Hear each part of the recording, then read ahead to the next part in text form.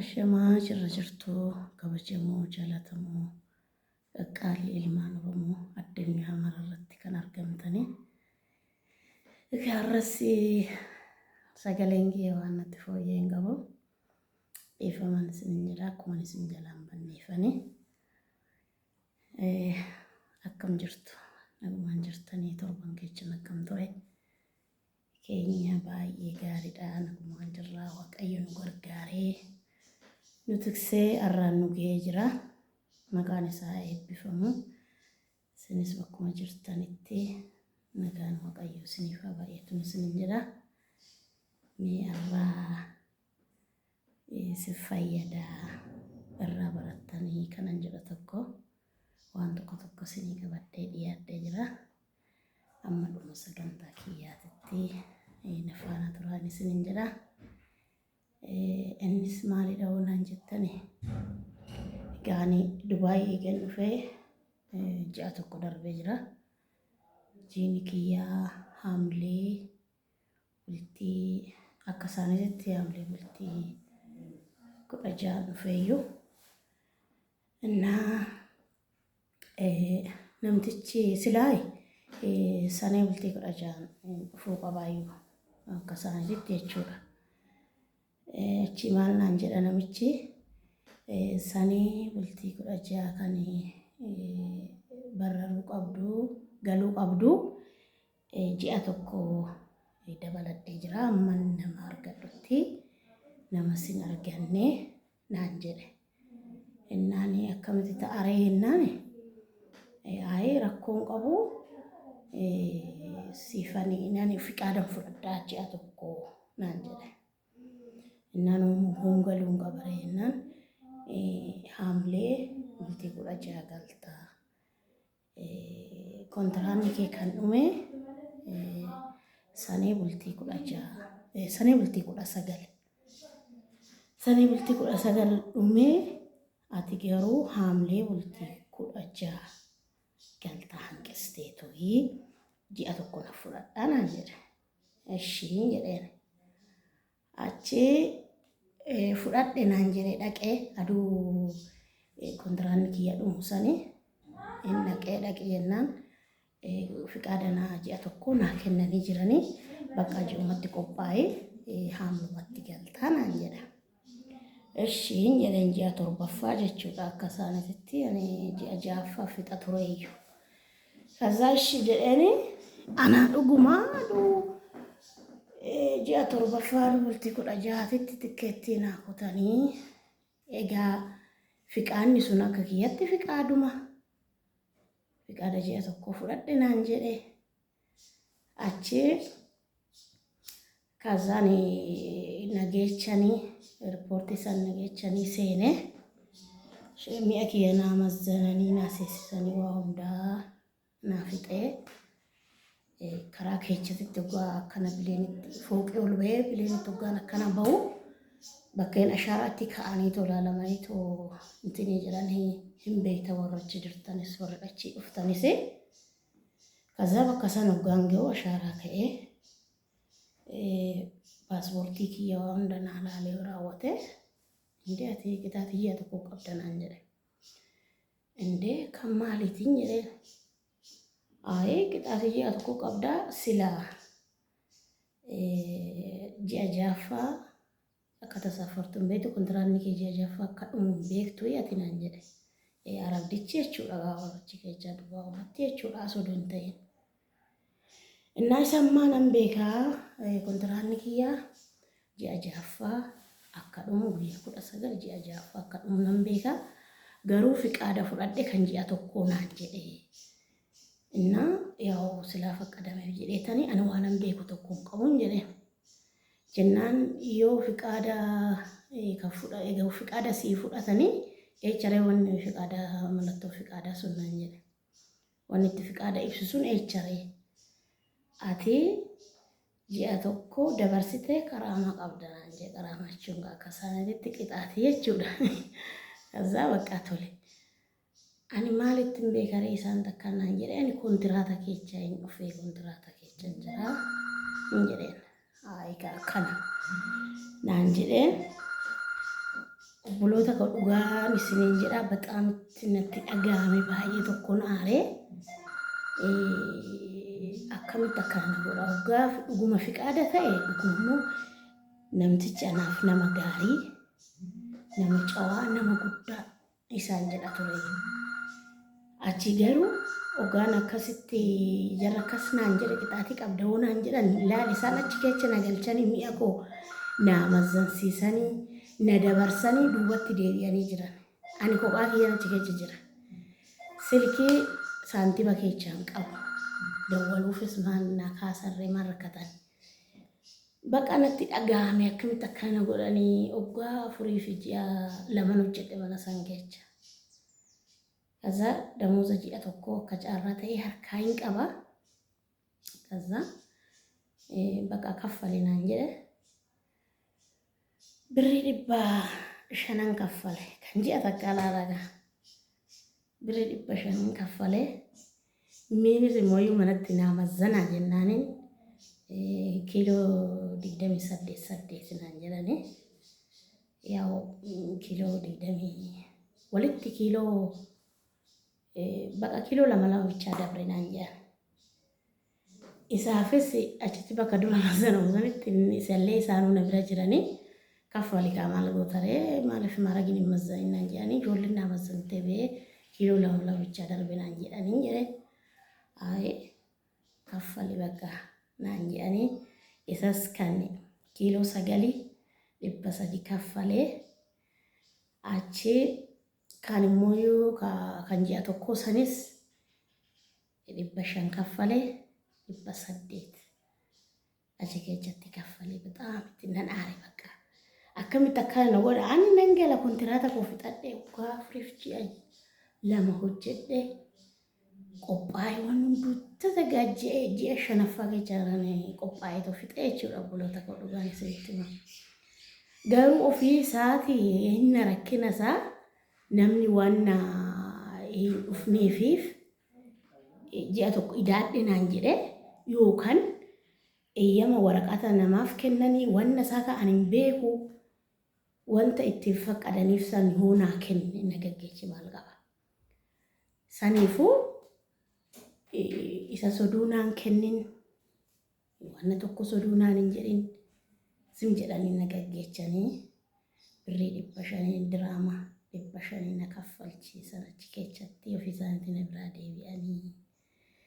Innaa amma maal isiniin jechuu barbaada buloota koo ji'a tokko miti argaa ji'a tokko waan ta'eef 500 na kaffalchiisan oduu ji'a 2 ta'e immoo 1000 na kaffalchiisanii jechuudha. Saniifuu maal inni warra akkanatti kinoo isaan hoo nama dhabanoo yoo ati isa bira jirru uumaatti fakkaatu yoo bira kaane garuu bakka dingirgir jedhaa tokkoffaa yaadda namni addisii dhufu sun hojii akkatti nuuf beekaa nuuf baraa amalli isaa akkam ta'inna maal ta'inna kan jedhu bataam itti rabbashaman. Saniifuu inta basaa caanii dhugaa rabbi ani aduu sanbata guddaa kanan ganama sa'aatii tokkotti kanan biraa ba'u akka keenyatti sa'a tokko akka sanitti sa'a 7 nan ba'e galgala san namni tokko ijoollee lamaan takka bichaatu chaa'u naan jedhe. Egaa namni isaan wal dabranii hammeenyi isaanii namoonni isaanii wanni hundi isaanii wal dabran jaarsaa fi ijoollee lamaan takka bichaatu chaa'u naan jedhe. Kana hunda isaan biratti xaaree kana hunda isaan bira hojjedhe bakka aaranii muufatanii naan oodanii beetasabni mullaa chaa'ullee naan hin jedhin akkasitti ofumaa kiyya bakka jaarsi nagaatti naan jedhe innuyyuu odaa duubannaa hojjetee jira kana hunda naa hojjete oggaa shaanxaa gwaan gadi baafadhu mucaa nagaggeechi wajjiniin hinaa isaanii mususan edaa waa'uma kanaa ta'uun oolugaa eegasii oggaa naa galuu. Kaza ani uttol dhufeenaan shaanxaa akka tambaree duratti barandarratti baafachaa jira.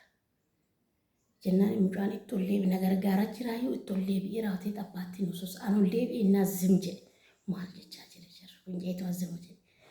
Amma eegas hoggaan naa galu Edaa bakka qaxxaamtu isaa qaxxaamtu achichi keessa darbii deebii ta'ee ani waa'ee isaa rabbi abeeku kaa dhugaa rabbii.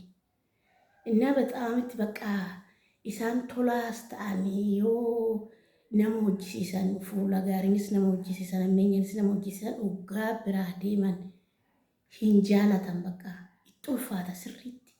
Nama biraatittis waan baran itti fakkaatu namni biraatis waan baruuf itti fakkaatu hin tabasaachaa. Saniifuu obboloota koo maalan isiniin jechuu barbaade dhumarratti akkanatti gizee isaaf fiqaada fudhannaan ji'a lamaa kan ji'a tokko waggaa jedhan kana aduu baatassan waraqata ittiin eeyyama fudhattassan kan ji'a tokko san ta'u ji'a lamaatis haa ta'u nuu kennaadha jedhaani warra achii tasaaffartan warra achii dhuftan adaraa keessan hin nyaatamin akka kiyya kanatti. Arra birriin 500 yaa'u kan mi'aatillee gaa 300 illee haa taatu qabu mini dhufee anuma fayyada. Garuu birriin 500 suni bilaasha isaaniif maaliifan kaffalaan balleecha kiyya malee oduun hin beekin. Damoosni inni naa kaffale sun gaa damoosni kiyya 2,200 kontiraata hin beektanii. Jalqaba duraa 1,000 hojjechaa ture waggaa lama bara 2011 deeme amma bara 2021 moo akkasii bara 2019 deeme amma 21 2,000 hojjechaa ture eegasii yaa 200 naa ida'anii egaa namni hojiin baay'eedha garuu namni hundi damooza namaan kaffalu akka hojjaatitti bargita hojjaan an hojjedhuu fi namoonni isaan naa kaffalan walii hin gitu akkasumattuu ta'ee immoo hoggaana gaggeechanii daba kanan irratti hojjete jaarsi birriin 500 sun kara 10,000 olii gara 12,000 akkasii hin ta'a akkuma beektanii seesanii ifama bulee tokko innaa baxaamitti natti dhagahamee baay'een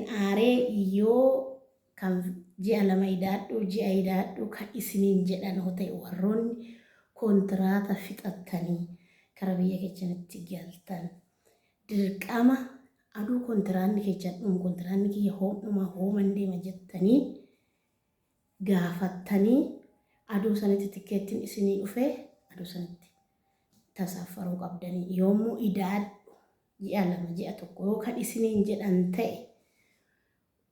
eeyyama ittiin ji'a tokko ji'a lama fudhatte san naa kenni jechuu ni qabdanii yoo kanan taane gazzaba keessan nyaatamtanii isaan achitti sin darbanii sin biraa deebi'anii bakka shaanxanitti mazzanamuu fi bakka keessa darbanii too ashaaraa itti ka'asuni garaagarummaa qaba. Hin beektan hundi keessan warri dhaqxanii deebitanis warri dhaqxanii achi jirtanis innaa kanarraa of eegaa isiniin jedha. Tokkommooyyuu isin fayyada jedhee kanan yaade ammas amma Dubaayitti namni keenya warri Israa'el hindii qabu warri Dubaayii dhufee Dubaayitti deebus warri Saawudii hojjetes 2,200 qaxaramu warri muuxannoo sirriitti qaban warra afaan beeka warra hojjaa beeka warra ofitti amananii jechuudha. Ta'ee garuu buleetiin xiyya takka namoota baay'ee irraa hin dhagee warra wajjin haasofnu warra naa dawwala warra achitti wal agarrus jechuudha. Wannoodha biiroodha jechuudha. 2,200 farramanii fudhatanii kaza manaan ga'anii dhaatanii 1,000 kaffalaniif garuu biirootti farramanii ka fudhatanii 2,200 manaan ga'anii 1,000 kaffalaniif isa san sodaattanii maal jettanii in taqabbalinarraa yookaan nu deebisi yookaan akkamitti akka farramtee dhufte sana 2,200 kaffarramtee na fidde isa naa kaffali jechuu ni qabdan. Buleetiin biyya takka hin jirti yookaan viidiyoo kana arguullee dandeechi warruma nani biraa dhufe intala warra isaaniiti 2,200 farramtee fiddeet mana geenyaan dhugaa rabbiin isin jira amma ji'a 4 1,000 kaffalteef micayyoon immoo haaraadhaan hin sodaatti garuu Saawudii ishiin waggaa 4 hojjette afaan dalbii beekti. Saawudii fi immoo Dubaay afaan qaanqaan isaanii xiqqoo walitti dhufa sirriitti walitti dhiyaata. Beeruutii fi Joordaan malee kan walirraa fagaatu yaa'u ta'us waan tokko hin beekanii ta'us sirriitti akka Saawudiif akka Dubaay walitti hin dhiyaatu jechuudha. Isheenis bakka achi waggaa 4 hojjette Saawudiidha. Dhuftee achi 1200 farramtee fudhattee achi geenya. Bakka amma sirriitti nyaata bartuutti midhaan jettee 1000 kaffalaa fi turte ji'a 4. Micoodhaan du'iituma badi u'u jedhii malee nageechi jedhii malee tan ammarraa fudhattee waggaa 2 fixxee jedheen. Micoonis jabaattee itti dubbattee na deebisi malee nikkish jedheen hojjedhu jetteeni. Inni kanaa mucayyoonis bartee ishiinis jaalattee ishii jettee 2,200 ishii kaffaltee fi kanas ittiin laafinaadha. Isaan yoo sodaatan yoo jalaa gadi jedhan jalqaba si sodaatinaadha. Hojii keessa sirriitti hojjedhaa malee innaa kanarraa isa of eegadhaa. Isiniin jedha obboloota koo viidiyoon kee yoo isinitti tolee like, share, subscribe godhaadhaa. Warri maatii kiyyatti hin dabalamne maatii kiyyatti dabalamaadhaa. Na jajjabeechaa. Chaanala kiyya naa guddisaa uummata Oromoo. Warri maatii kiyya taatan warri nu gorsitan baay'een isin galateeffadhaa. Warri biyya keessa jirtan warri biyya alaa jirtanis warri na beektan warri immoo miidiyaa kanarratti na agartanis na jajjabeechaa. Waaqayyoo isinaa jiraachisuu. Chaw nagaa naa ta'aadhaa. Baay'een isin galateeffadha buleewwan.